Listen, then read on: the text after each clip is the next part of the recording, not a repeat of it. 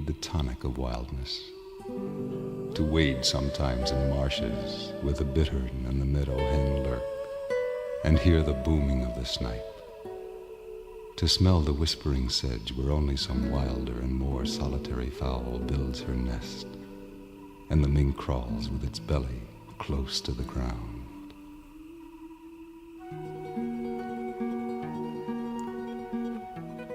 At the same time that we're earnest to explore and learn all things, we require that all things be mysterious and unexplorable, that land and sea be infinitely wild, unsurveyed, and unfathomed by us because unfathomable.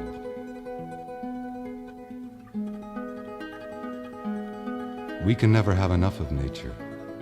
We must be refreshed by the sight of inexhaustible vigor, vast and titanic features, the sea coast with its wrecks, the wilderness with its living and its decaying trees, the thundercloud, and the rain which lasts 3 weeks and produces freshets.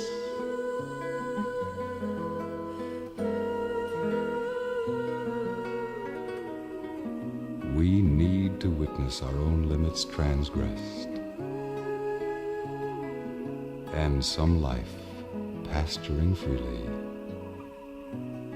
where we never wandered.